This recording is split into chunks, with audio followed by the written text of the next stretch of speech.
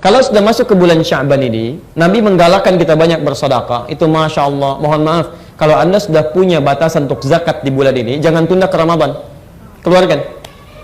Karena ada pikiran sebagian orang, ya nanti aja sekalian Ramadan. Ya, pahalanya lebih banyak lagi, dilipat gandakan, sehingga zakat yang harus dikeluarkan, ditunda dikeluarkan saat Ramadan. Ini pemikiran yang menurut saya kurang tepat. Hati-hati, hati-hati ya. Begitu Anda tunda-tunda, berharap-harap dikeluarkan di Ramadan, ternyata 1 menit sebelum Ramadan meninggal. Namanya adalah sedekah. Namanya sedekah. Apa itu sedekah? Baik, kalau tidak tahu katakan. Maka sedekah.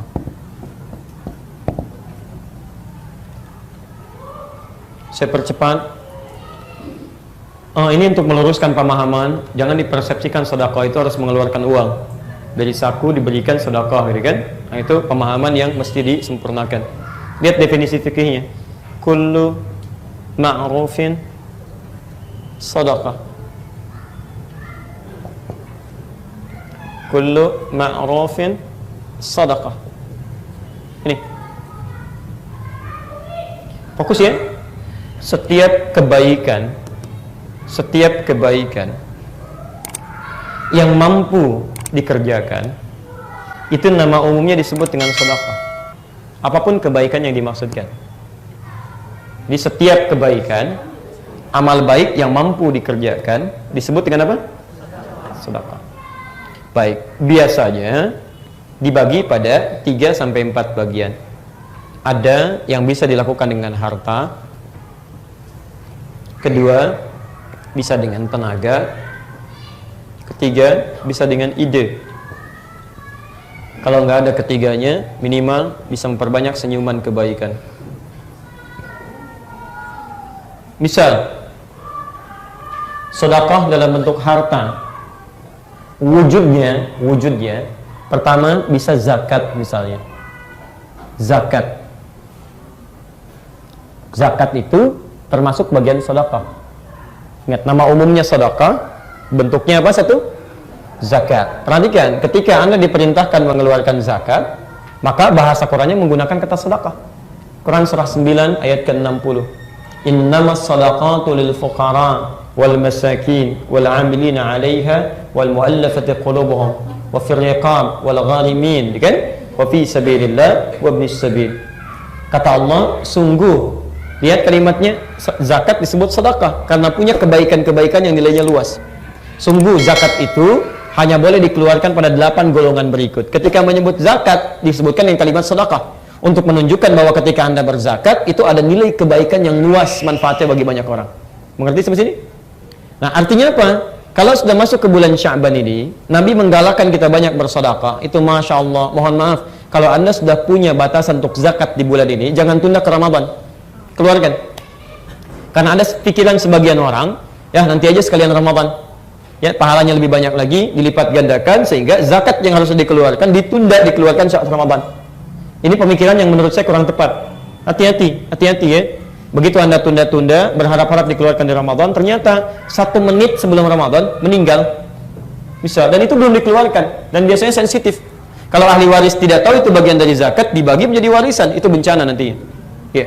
Jadi kalau Anda punya kewajiban zakat, sifatnya sudah wajib dengan kadar tertentu, kemudian di waktu tertentu, ya, sudah mencapai batas-batas waktu, haul, dan nisabnya ada, keluarkan. Ya. Tapi tidak harus mutlak dihabiskan. Lihat, yang mana yang berhak mendapatkan sesuai porsinya. Kalau masih bertahan sampai Ramadan nanti disebarkan lagi, nggak ada masalah. Tapi di sini, ketika masuk kewajiban zakat sampai di bulan Sya'ban, keluarkan. Paham? Baik, zakat itu hanya dikeluarkan oleh golongan tertentu ketika sampai masa tertentu dengan batas harta tertentu. Tapi kadang orang bertanya, ya Allah, saya belum sampai batas hartanya ke situ, tapi saya pengen beramal soleh, sedekah dengan harta. Dengan apa caranya? Maka turun yang kedua disebut dengan infak namanya. Infak. Infak itu bisa lebih luas. Ya. Zakat ada batasannya. Ya. Sampai sekian, misal 40 juta, 2,5% keluar sekian, kan? Tapi kalau infak tidak. Anda mau punya banyak, mau punya sedikit, gak ada masalah.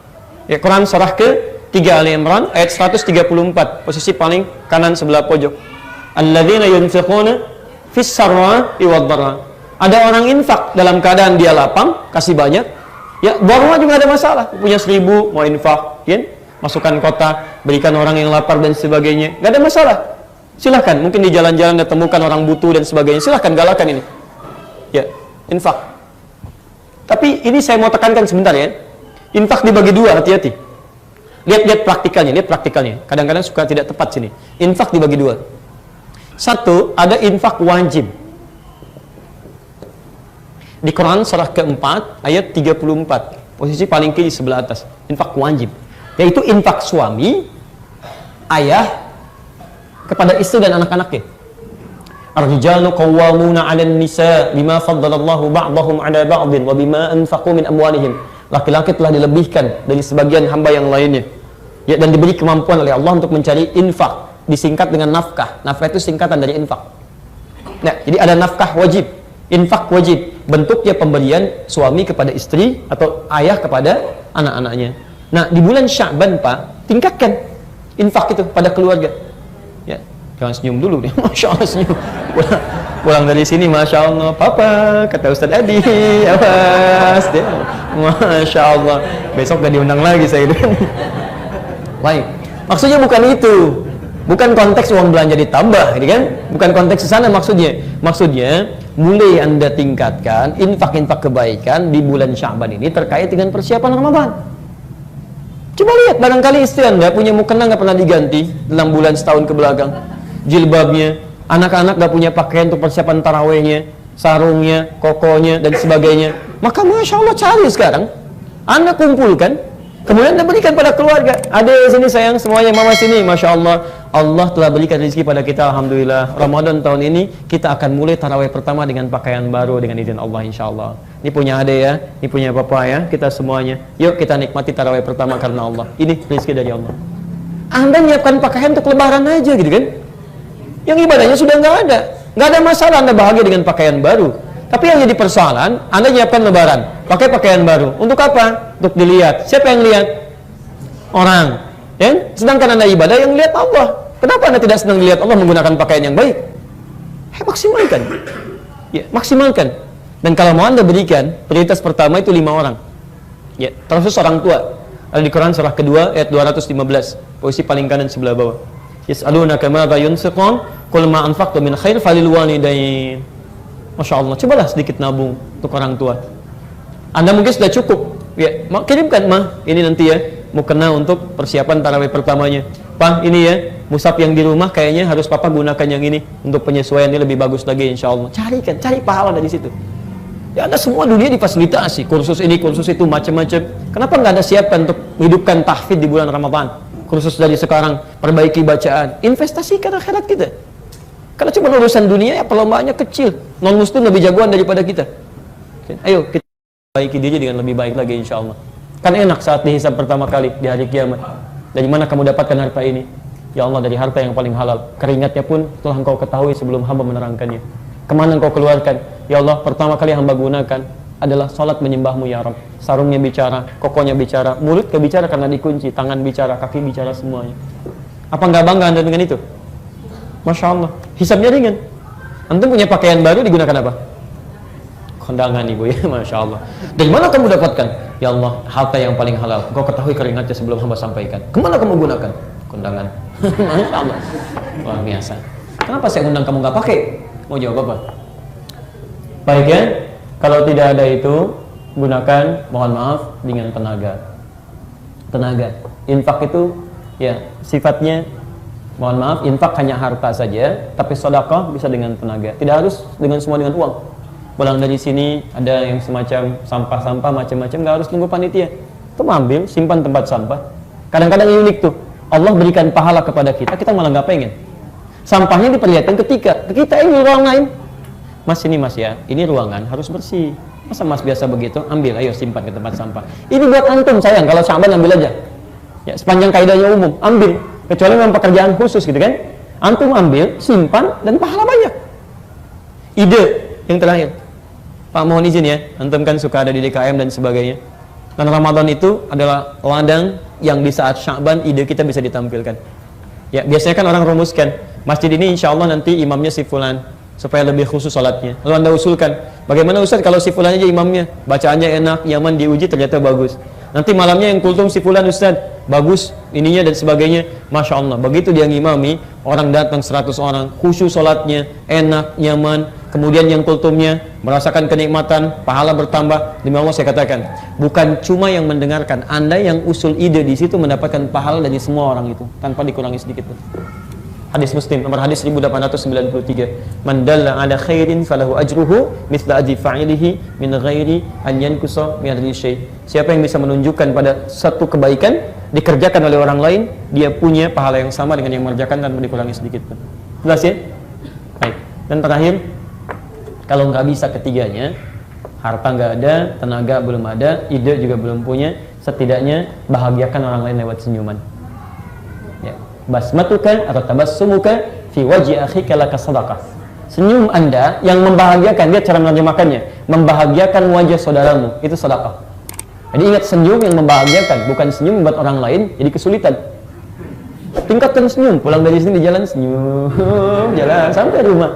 Dari mana? Pengajian Ustaz Adi. Masya Allah, saya yang kena juga di situ, ya. Jadi orang salah lagi di situ kan, akhir lagi gitu kan. Nah, jadi sudah. Jadi Bapak Ibu sekalian, teman-teman, itu kita maksimalkan ya.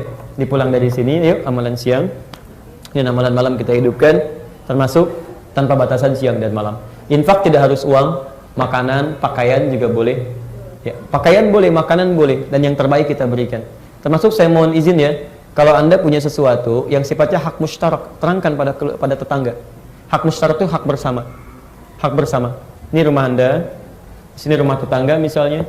Anda punya tanaman, ya, misalnya taruhlah apa apel atau rambutan atau mangga, ya, terus buah-buahnya ke saudara ke samping, misalnya kan, ke tetangga. Walaupun tetangga non Muslim, awas, hukumnya itu hak musyarak, hak bersama. Maka sampaikan, mungkin jadi lahan dakwah di sini. Ya Pak, Ibu, ini mangga saya yang tumbuh di tempat saya, buahnya ke wilayah Ibu Bapak. Ya, ini kalau mau ambil aja, tidak usah izin. Itu hak Bapak Ibu juga. Loh kok begitu, kan? Oh enggak Pak, ini memang di ajaran agama kami di Quran disebutkan begitu. Jadi kalau tumbuh ke tempat Bapak, itu buat Bapak, nggak usah minta di sini. Wah kok indah sekali di Islam ya, ada nggak diterangkan yang lain? Jadi dakwah untuk Anda. Kalau dia masuk Islam, pahalanya banyak. Jadi dia bisa ngambil, bisa dapatkan dan nikmat di situ. Besoknya ayam Anda main ke tempat dia. Masya Allah. Dia kira hukumnya sama kayak mangga kan?